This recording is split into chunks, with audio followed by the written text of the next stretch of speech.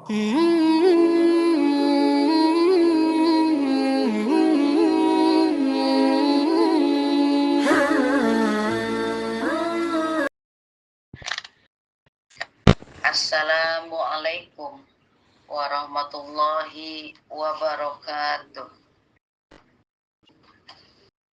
Alhamdulillahillazi an'ama alaina bi ni'matil iman wa hadana ala dinil Islam.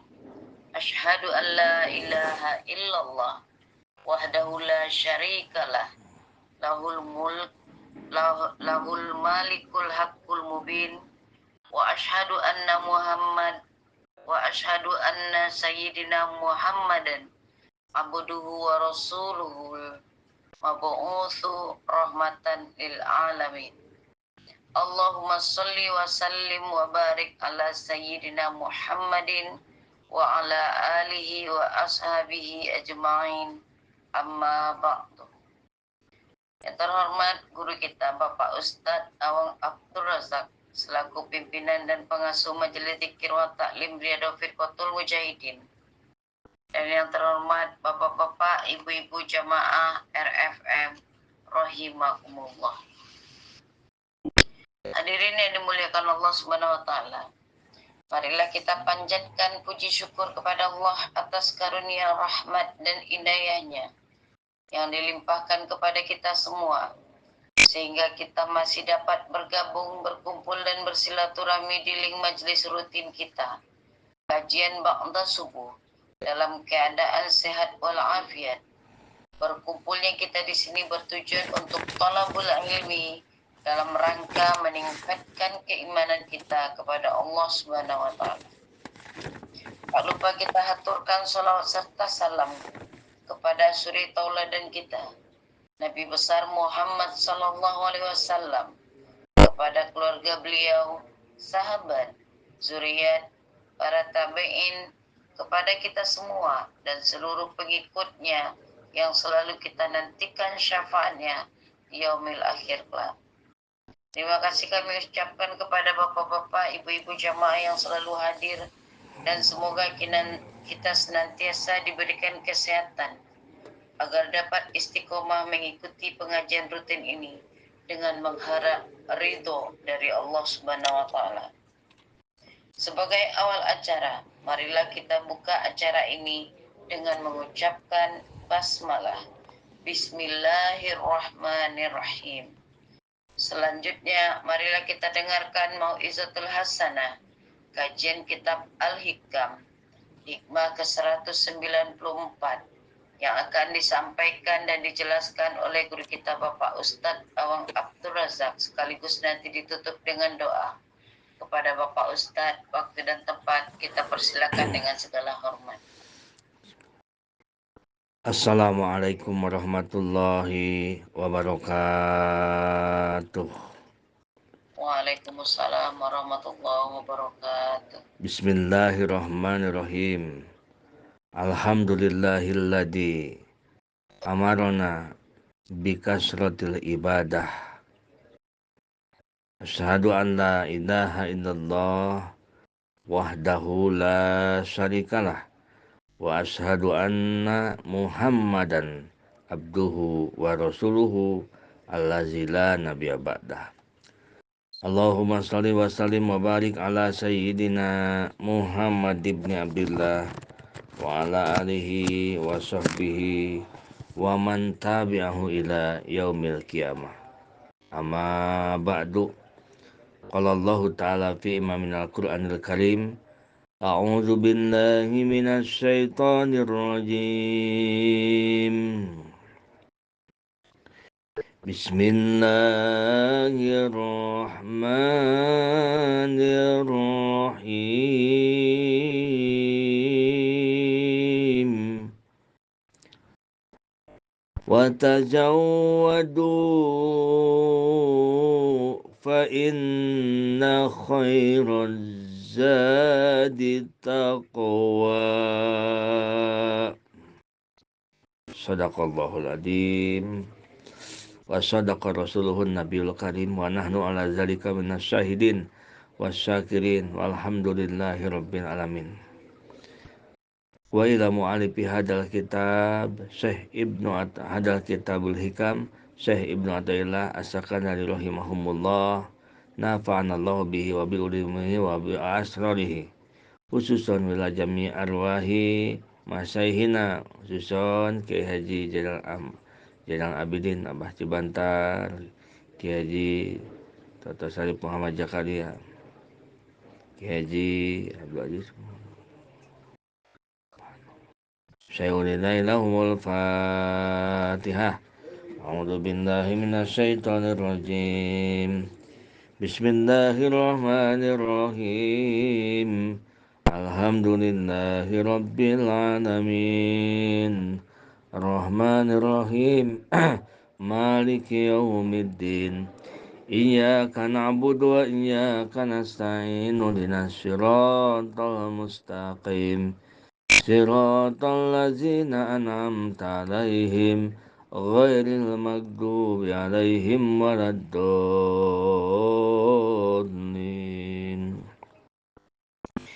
Hikmah yang ke-194. Qayyadat ta'at bi a'yanil awqat kai la yamna'uka anha wujudu tasawufi wa wasa 'alaikal waqta kai tabqa laka hissatul ikhtiyar. Itu judul di hikmah yang ke 194 ini. Kalau pengajian itu Ibu, kalau kajian sudah tidak diragukan lagi. Sudah tidak diragukan lagi, sudah masyhur kalau duduk-duduk bersama-sama di dalam kajian itu dikelilingi malaikat. Itu sudah masyhur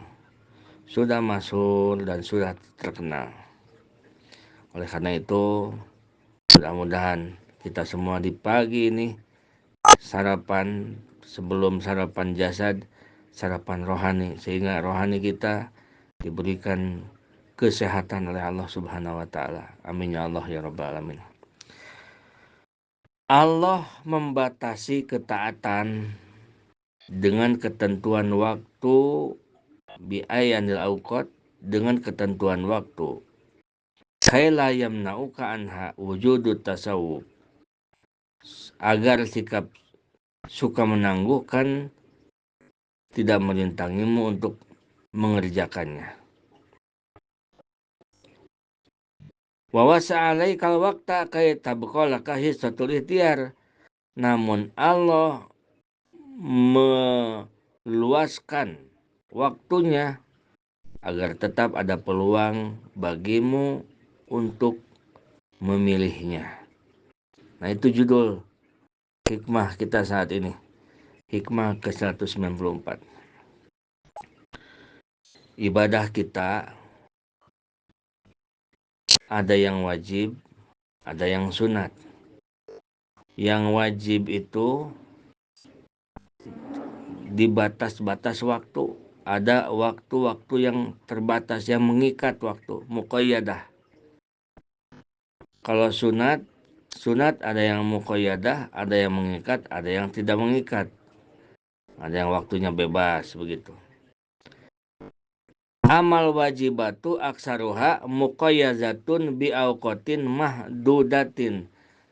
Anapun kebanyakan pekerjaan wajib itu, ibadah wajib itu muqayyadatun bi awqatin mahdudatin, ada waktu-waktu tertentu. Kalau yang wajib itu, salat wajib ada waktu-waktu tertentu.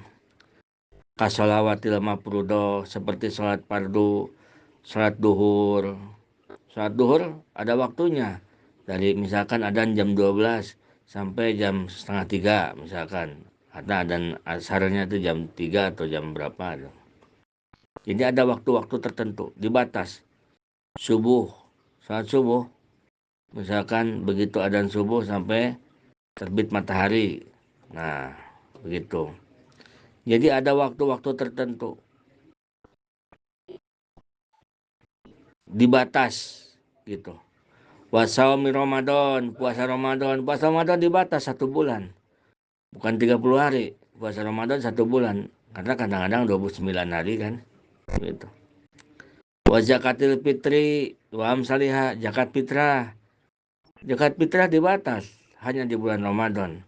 Begitu masuk bulan Ramadan, begitu tanggal 1 kita sudah boleh mulai zakat fitrah.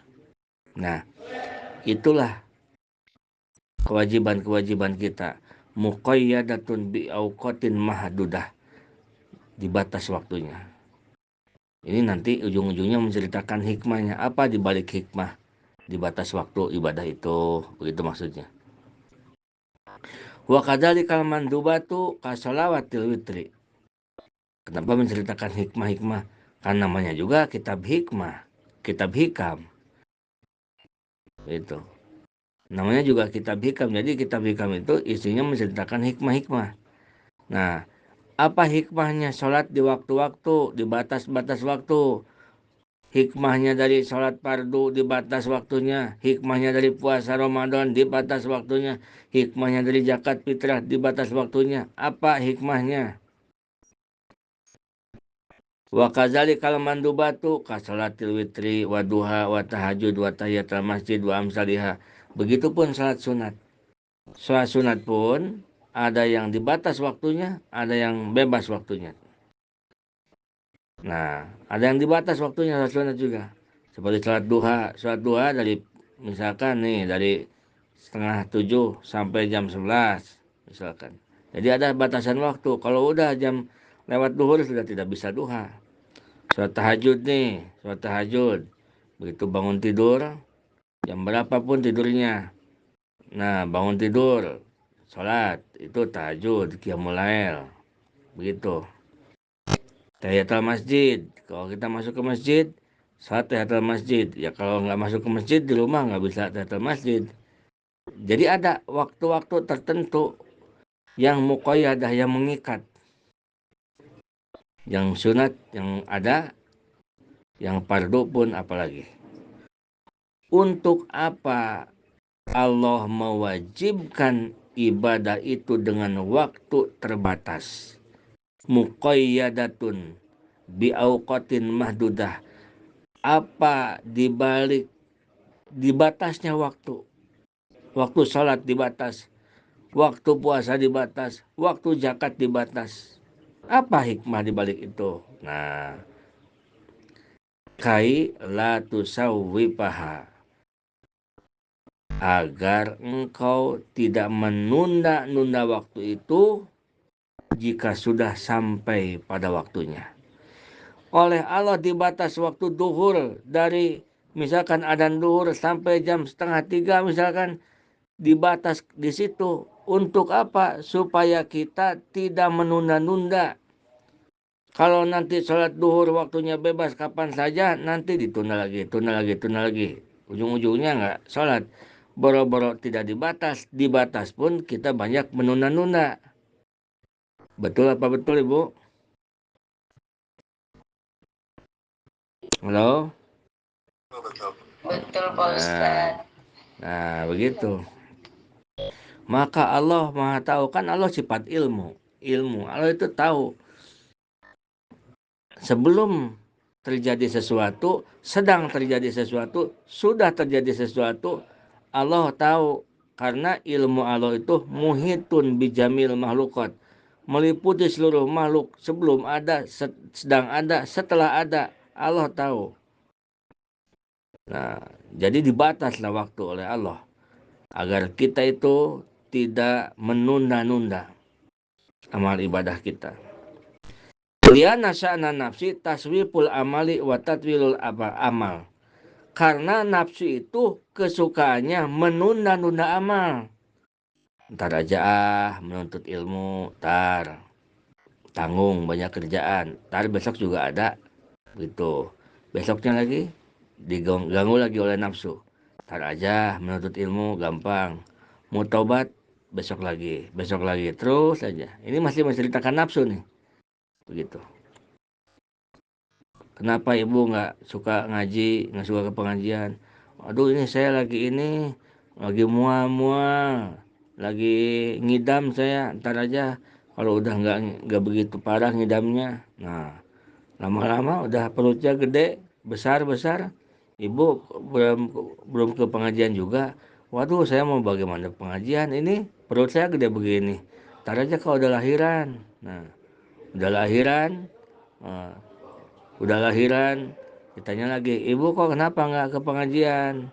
Waduh, mau bagaimana ke pengajian? Orang saya ini bawa bayi begini. Ntar aja kalau udah agak gede dikit, udah nggak nangis melulu, udah gede dikit, ibu kenapa nggak ke pengajian? Aduh, nganter ke TK, ke sekolah. Tuh, habis ke sekolah tuh terus sampai tua begitu. Udah tua juga ditanya, nenek kenapa nggak ke pengajian? Ya namanya juga nenek-nenek ngurus cucu lah, sibuk. Gimana? Jadi nggak ada ujungnya. Itulah nafsu. Itulah nafsu. Jadi nafsu itu selalu mempengaruhi kita agar kita tidak jadi ibadah. Dipengaruhi terus supaya ditunda-tunda ibadah kita itu. Supaya ditunda-tunda terus. Wa tatwilul amal. Umur masih panjang. Kata nafsu, umur masih panjang. Oh, tenang aja. Umur masih panjang. Ntar sholat tobat masih banyak. Pengajian kapan lagi juga masih ada banyak. Nah, jika nafsu itu dibiarkan, nafsu kita biarkan dengan pilihan dan ajakannya, maka selamanya sampai mati pun si nafsu tidak pernah menginginkan kita ibadah kepada Allah.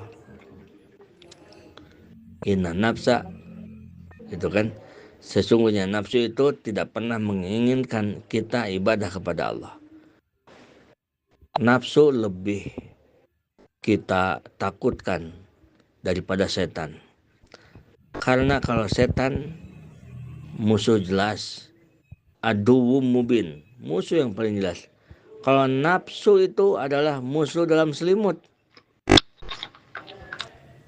Nafsu itu musuh dalam selimut. Kalau setan mah di luar kita, nafsu itu di dalam kita. Nah, orang yang tergoda dengan nafsu lebih daripada digoda dengan setan. Karena nafsu itu di dalam diri kita, dia musuh dalam selimut. Nafsu itu kadang-kadang seperti sayang terhadap kita, diajaklah kita tahajud, sayang, sepertinya itu nafsu itu. Dibisikanlah agar kamu begini, terus kamu getol ya tahajud, agar kamu nanti hidup begini, agar ini. Jadi dibisikkan tujuannya, jadi nyeleweng, begitu. Itu nafsu. Nah, seperti inilah orang-orang, kenapa dalam ibadah kita dibatas waktu oleh Allah Subhanahu wa taala. Waktunya ditentukan agar kita tidak menunda-nunda melakukan ibadah. Ruwiya anna aksara siyahi ahli nar minat taswib.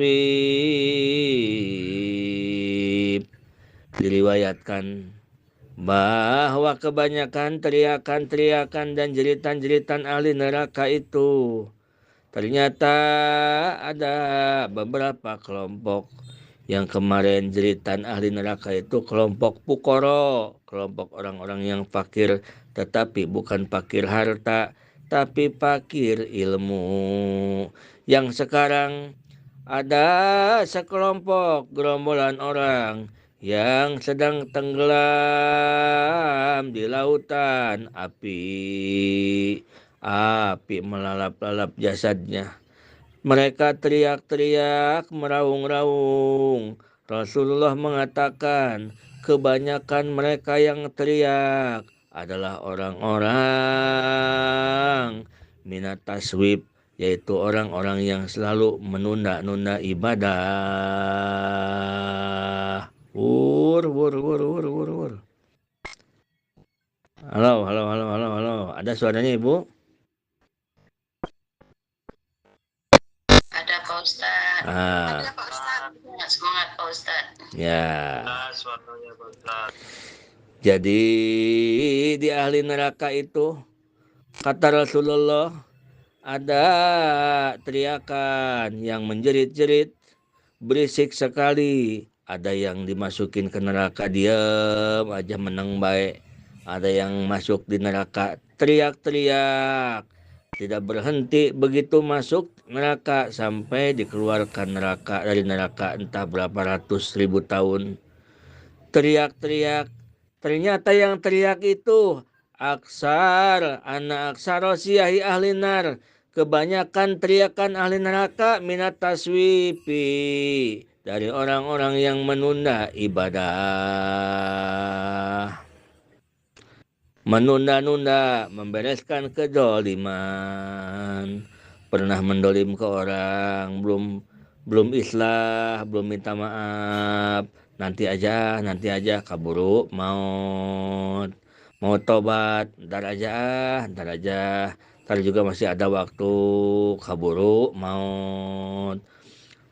Punya kodoanan sholat, banyak kodoanan sholat dulu nggak pernah sholat, banyak kodoan puasa dulu jarang nggak puasa, belum sempet dikodoin. Kata kita ntar aja, ntar juga masih ada waktu, kaburu maut, keburu datang maut. Penyesalan itulah yang terdengar di neraka oleh Rasulullah SAW. Kebanyakan penghuni neraka itu adalah yang teriak-teriak menjerit. Mereka adalah orang-orang yang taswib, orang-orang yang selalu menunda amal ibadah.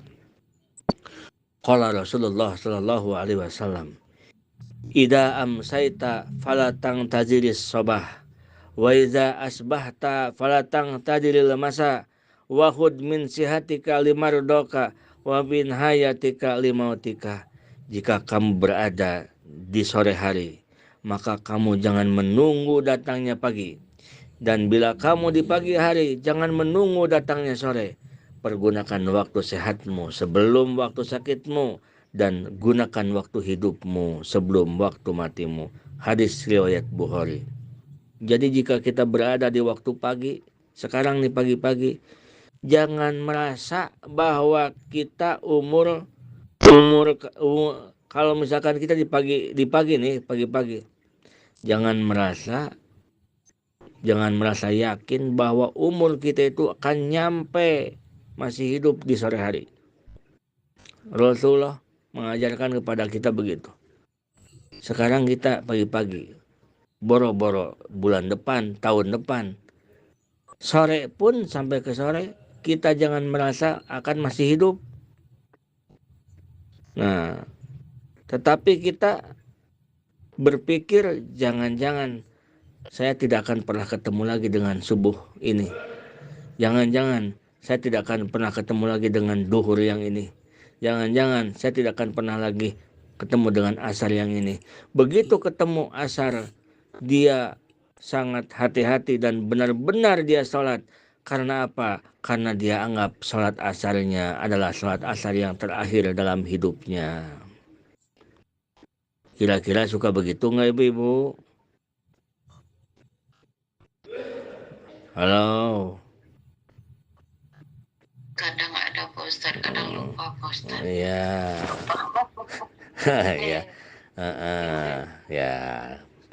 Baik, lanjutkan. Kalau waktu sehat kita selalu beribadah kepada Allah. Waktu sehat itu bapak-bapak Pak Sugeng bin Paimin lagi sehat itu ke masjid terus sholat. Tiba-tiba misalkan sakit, tidak bisa jalan, tidak bisa apa-apa, sakit tiba-tiba, maka pahalanya itu orang berjamaah pergi, Pak Sugeng di rumah diam, tetap dapat pahala berjamaah. Karena apa? Karena biasanya beliau itu melakukan kebaikan. Katanya Pak Ustadz, menunjukkan kebaikan saja pun dapat pahala. Betul apa tidak? Betul. Mandala ala khairin falahu ajru kafailihi. Barang siapa yang menunjukkan kepada amal kebaikan, maka dia dapat pahalanya. Jadi kalau begitu saya nggak mau ke masjid, saya nunjukin aja. Udah kamu ke masjid, ayo cepat ke masjid. Gitu. Terus kenapa Bapak nggak ke masjid? Cuma nunjukin doang. Bapak kalau nunjukin doang juga dapat pahala banyak. sama aja dengan kamu menjalankannya. Nah, itu salah tafsir. Jadi yang dimaksud dengan hadis itu adalah mandala ala khairin, barang siapa yang menunjukkan kepada amal kebaikan, dia menunjukkan itu di masjid lagi ngebangun masjid tuh. Sedekah kamu, sedekah. Dia itu orang tukang sedekah. Cepat kamu berjamaah ke masjid. Dia itu tukang berjamaah ke masjid. Kamu ke pengajian ya, Alhamdulillah kalau ngaji itu kita tenang. Dia itu tukang ngaji. Tetapi di saat itu dia sedang sakit atau sedang ada kepentingan, dia tidak melakukannya. Lalu dia tunjukkan orang untuk melakukannya. Nah, pahalanya dapat. Begitu maksudnya. Jadi bukan hanya main-main asal menunjukkan saja. Kalau asal menunjukkan saja ya orang udah ya berjamaah nuduh-nuduh karena kabatur main hante. Nah, jangan, bukan begitu maksudnya. Ya, kalau hadis itu ada tafsir hadisnya. Wa wasa alaikal wakta, Allah meluaskan waktu. Yang tadi udah, ya. Yang tadi, jadi di dalam hikmah yang ke-194 ini ada dua pembahasan. Yang pertama, kenapa Allah batasi waktu ibadah itu? Duhur dibatasi waktunya, asar dibatasi, zakat fitrah dibatasi, puasa Ramadan dibatasi.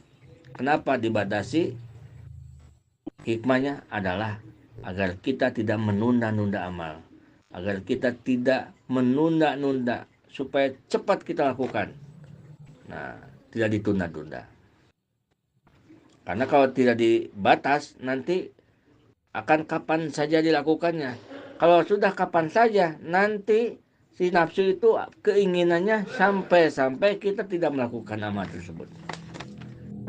Yang selanjutnya bahasan yang kedua, wa wasa alaikal waqta kay tabqa laka hisatul ikhtiar. Itu yang kedua.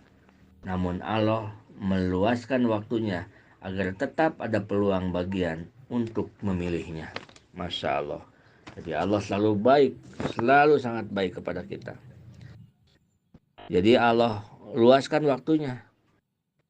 Sholat duhur.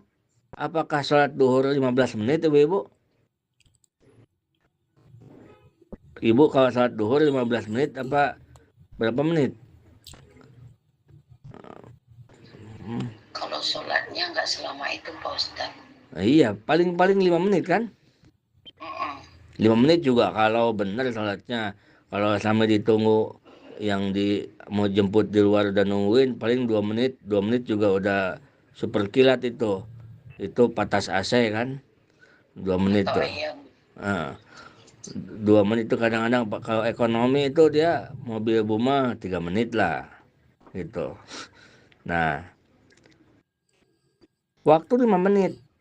Wa wasa alaikal waqta, Allah luaskan waktunya. Dari duhur sampai asar misalkan ada 3 jam, ada 2 jam setengah. Dipotong untuk sholat hanya 5 menit. Begitu. Tetapi kenapa ini yang nempatinya 5 menit ini susah banget? Padahal 5 menit ya. Coba. Nah, kenapa menempatkan yang sholat yang 5 menit, hanya 5 menit dari 2 jam setengah? Kalau diambil fardu sama sunat itu sekitar 15 menit. Kita sangat sulit untuk menyiapkan waktu tersebut. Nah, panjang waktunya dari sholat maghrib sampai isya 1 jam kurang. Waktunya panjang. Dari isya apalagi tuh sampai subuh. Sampai kata Allah nih mau sholat isya pas adzan silakan. Pas jam 8 silakan, jam 9 silakan. Mau jam 12 malam silakan, jam 1 malam silakan. Sampai misalkan mau jam 3 subuh sholat isya silakan. Panjang waktunya. Apa hikmahnya Allah memberikan keluasan waktu itu? Nah, kalau yang tadi, bahasa yang tadi, apa hikmah dibalik Allah membatasi waktu itu? Jawabannya adalah agar kita tidak menunda-nunda ibadah. Sekarang yang kedua, apa hikmah dibalik Allah meluaskan waktu itu? Artinya meluaskan itu waktu sholat yang hanya 10 menit tetapi disiapkan oleh Allah panjang waktunya. Subuh, dari mulai adzan subuh 50 menit lah. Waktunya panjang tuh, atau 1 jam, waktunya panjang tuh. Nah, apa hikmah di balik itu? Hikmahnya ada 2. 1, liyubqiya alaika nasiban minal ikhtiar. Agar tetap kepada engkau mendapatkan bagian dari pilihan-pilihan itu. Jadi Allah luaskan waktu ibadah itu agar silakan boleh awal waktu, boleh pertengahan. Kalau misalkan sibuk-sibuk dan segala macam, nggak apa-apa. Jam 2 misalkan sholat duhur, nggak apa-apa. Misalkan gitu.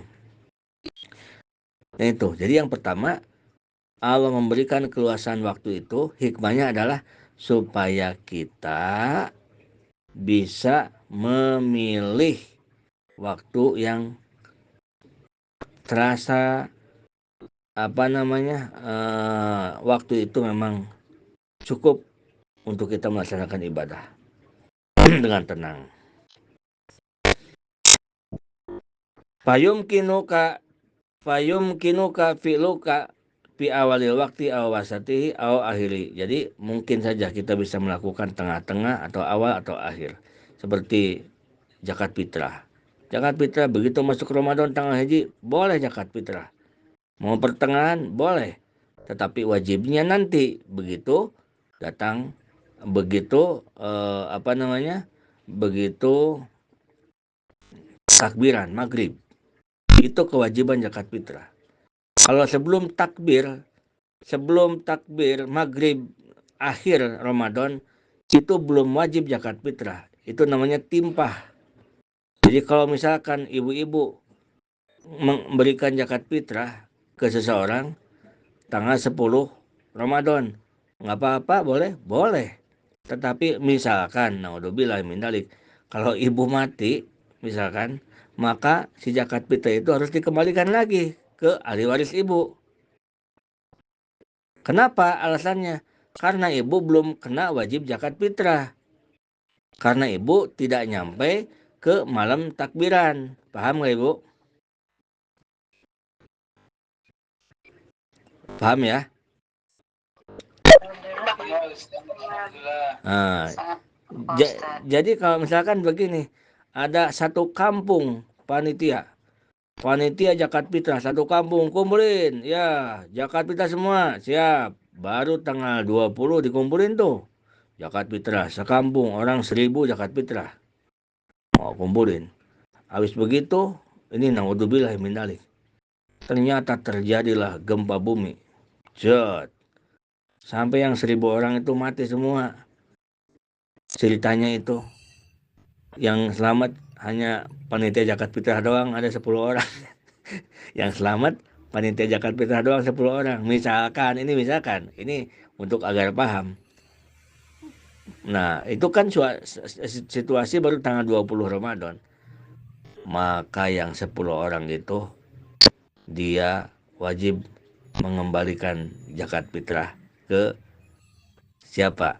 Ke ahli warisnya. Karena apa? Karena orang yang memberikan zakat fitrah itu dia bukan memberikan sudah sampai pada waktunya, tetapi dia itu timpah zakat fitrah. Timpah itu adalah melakukan sesuatu yang belum sampai pada waktunya. Itu timpah namanya. Nah, seperti itu. Nah, jadi apa hikmah di balik ibadah itu selalu diluaskan oleh Allah, begitu ya? Diluaskan. Hikmahnya itu adalah supaya kita bisa milih-milih. Silakan mau di awal, mau di tengah, mau pas akhir. Kalau yang suka di kampung-kampung ada panitia kan, kepanitiakan di masjid-masjid. Itu bagus.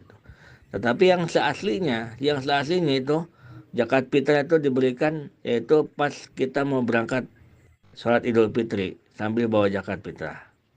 Nah, yang seasli lagi, yang bagusnya lagi adalah malam takbiran. Nah, begitu. Tetapi kalau dikepanitiakan itu lebih bermanfaat. Kadang-kadang tepat sasaran. Karena apa? Karena orang-orang fakir miskin itu sangat membutuhkan sebelum di hari raya. Jadi jadi boleh itu pilihan-pilihan kita. Nah itulah hikmah wawasa alikal wakta. Kenapa waktu ibadah itu Allah luaskan? Supaya kita bisa ada pilihan. Kita ada pilihan. Pertama itu. Yang kedua, watamakkanu aidon minal ityani biha alal wajhil akmali mal huduri malahi ta'ala. Supaya kita bisa melaksanakan ibadah itu dengan cara yang sempurna serta hadir hatinya. Kalau sholat fardu, misalkan nih, kalau sholat fardu, supaya kita itu targetnya itu jangan hanya melaksanakan puraga kada, apa kata orang Sunda? Kata orang itu tuh pamokolan tuh, puraga raga kadenda, apa Pak Haji Ajis? Puraga kadenda gitu, apa maksudnya tuh? Yang artinya jangan melakukan ibadah itu asal melakukan aja lah. Yang penting sudah melakukan, begitu dah. Jadi jangan sampai sholat itu, yang penting sudah sholat lah, masalah khusyuk dan enggak, biarin aja, yang penting sholat. Nah, jangan hanya menggugurkan kewajiban. Jadi hikmah dibalik diluaskan waktu oleh Allah, dipanjangkan waktu oleh Allah waktunya. Coba kalau ibu-ibu kebayang nggak, kalau sholat duhur waktunya hanya 15 menit, sholat duhur waktunya 15 menit itu maksudnya begini. Duhur itu dari jam 12 sampai jam 12.15. Udah jam 12.15, udah lewat jam 12.15, udah keluar waktu duhur, udah habis. Coba kebayang nggak Pak Jajis? Riwahnya. Riwah kan? Banget. Iya sih. Wah, kita ini kalau mau duhur nih udah siap-siap. Udah siap-siap. Mau subuh udah siap-siap. Karena waktunya hanya 10 menit. Sangat singkat. Jadi kita selalu siap-siap. Hati-hati. Nah, tetapi oleh Allah tidak dibegitukan. Dipanjangkan waktunya. Hikmahnya apa? Satu, hikmahnya agar kita bisa milih-milih waktu yang kita kerjakan. Mau jam yang mana silahkan. Mau waktu utama, mau waktu tengah-tengah silahkan. Yang kedua, supaya kita melakukan ibadah itu bukan hanya menunaikan kewajiban saja, tetapi dengan hadir hati, dengan khusyuk. Supaya sholat kita itu datang duhur, jangan hanya melakukan saja, tetapi hadir hatinya. Nah, kalau sholat fardu ada 4 perkara sempurna. Nih, sholat fardu kalau ada 4 perkara sempurna nih untuk bapak-bapak nih. Satu, sholatnya awal waktu. Awal waktu.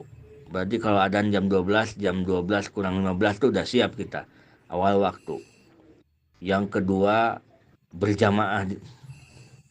Sholatnya berjamaah. Yang ketiga, di masjid. Yang keempat, hadir hati. Khusyuk, hadir hati.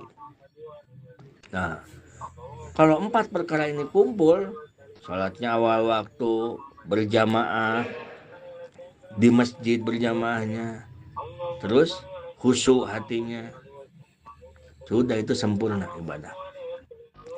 Tetapi idza ta'arada, tapi kalau yang 4 ini bertentangan, maksudnya kalau sholat awal waktu saya pas sibuk-sibuknya, bisa saja saya sholat tapi pas sibuk-sibuknya. Kalau saya sholat gak bakalan khusyuk. Nah, idza ta'arada, bila mana bertentangan, pilih dari semua yang 4 ini, pilih yang khusyuk, pilih yang hadir hati. Karena ibadah itu bukan hanya melakukan, tetapi ibadah itu adalah kita komunikasi dengan Allah Subhanahu wa taala, kita bermunajat kepada Allah Subhanahu wa taala. Misal, tetapi ini untuk seorang murid ya, bukan untuk umum, bukan untuk umum. Seorang murid itu seperti misalkan saya itu kalau berjamaah itu berisik, saya nggak nyaman sholat kalau berjamaah, berisik sekali. Mana di pinggir jalan, mana berisik orang lulu lalang, banyak orang, mana banyak anak suka ribut-ribut di masjid. Makanya saya bagaimana ya? Saya nggak sholat ke masjid aja, saya di rumah aja. Nah, kalau menurut bagi orang-orang yang memang sedang menuju hatinya kepada Allah, seorang murid, seorang salik, dia harus memilih di rumah. Begitu. Harus memilih di rumah. Kalau memang di rumah terasa khusyuk. Ya kalau di rumah nggak khusyuk, di masjid nggak khusyuk, mending di masjid. Begitu. Ya kalau di masjid itu berisik Pak Ustadz, nggak khusyuk. Terus kalau di rumah bagaimana? Khusyuk nggak? Sepi sih kalau di rumah. Khusyuk nggak?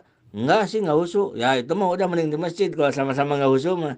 Tapi kalau di rumah khusyuk, di masjid nggak khusyuk. Karena di masjid itu berisik atau ada apa. Pilih yang khusyuk. Karena ibadah itu bukan hanya menunaikan, tetapi ada hadir hati dalam ibadah. Ada hadir hati dalam sholat. Kalau awal waktu kita pas sibuk-sibuknya, pas nyuci piring, mana mau pare deh, di luar jemur padi. Wah, pas kita mau sholat ini, takutnya pas kita mau sholat, orang-orang tetangga teriak mau hujan. Hujan, hujan, hujan. Pernah kejadian. Pas sholat, baru 2 rakaat teriak-teriak hujan orang. Wah, itu sholat dioper langsung gigi 3, dioper. Wah, sholat, sholat, sholat, sholat. Sampai 1 menit tuh. Nah, itu berarti sholatnya hanya menunaikan kewajiban puraga kadenda agar selesai aja kewajibannya. Nah, daripada begitu, mending bereskan dulu pekerjaan jemuran padi, diakut dulu, dibereskan dulu. Ada cucian baju misalkan, lihat nih, cedem nih, takut nih pas lagi sholat nanti ingat-ingat kecucian, amankan dulu. Anak nih kira-kira mau nangis, titipkan dulu. Perut lapar nih, makan dulu. Tetapi kebangetan kalau setiap mau sholat lapar, setiap mau sholat lapar, itu harus curiga, itu pasti godaan nafsu. Kan kalau mau sholat nih, mau sholat, perut lapar banget. Makanan ada, mana makanan enak-enak lagi. Apa sholat dulu, apa makan dulu? Nah, sholat dulu biar tenang makannya. Bukan bukan bukan suatu biar tenang makannya, terbalik itu, makan dulu biar tenang awalnya, biar tenang sholatnya. Tetapi kebangetan kalau setiap mau sholat makan dulu, kenapa nggak dijauh-jauhin waktunya gitu. Nah, tetapi kalau kadang-kadang terjadi seperti itu, suasana seperti itu, maka pilih apa dulu yang bisa mengamankan kita supaya ibadah kita tenang. Perut lapar, mana dari kemarin pengen bakso, mana bakso sudah ada di meja itu, mana batur orang lain udah lagi pada makan bakso, saya sholat dulu nih, udah Allahu Akbar, udah datang waktu sholat. Bagaimana ya, sholat dulu nggak ya? Kalau sholat dulu nanti takut beakeun bakso na, nggak sholat nih udah masuk waktu. Nah, daripada awal waktu begitu, udah makan aja bakso dulu biar tenang begitu. Seperti bulan puasa, buka puasa, ibu-ibu kalau buka langsung makan sepiring apa bagaimana, bapak-bapak? Apa nanti makannya habis taraweh? Nah, jadi begitu puasa makan dulu, nyemil dulu, makan korma dulu, ganjal dulu. Karena coba, yang seharian kita ingin makan luar biasa, hanya dengan bala-bala 2 siki sama non itu, sama korma itu udah kenyang itu. Nah, setelah kita merasa tenang baru kita sholat. Jadi jangan sampai mentang-mentang kuat kita, udah saya mah cuma minum seteguk aja lah langsung sholat. Jangan begitu. Karena apa? Karena nanti akan teringat-ingat lagi sholat, ingat-ingat ke makan. Mending dan lagi makan ingat ke sholat daripada lagi sholat ingat ke makan. Begitu ibu-ibu ya. Nah, jadi begitu. Jamaah RPM yang dirahmati Allah Subhanahu wa taala. Nah, itulah. Jadi hikmah yang ke-194 ini yang judulnya tadi qayyada ta'at bi ayanil awqati kaya la yamna'uka anha wujudut tasawuf.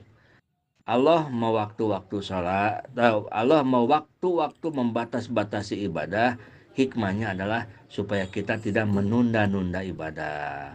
Yang selanjutnya, Allah meluaskan waktu ibadah, hikmahnya adalah supaya kita bisa memilih waktu ibadah yang tenang dan supaya kita bukan hanya melakukan waktu ibadah, melakukan kewajiban, tetapi kita benar-benar hadir hati dalam melaksanakan ibadah tersebut.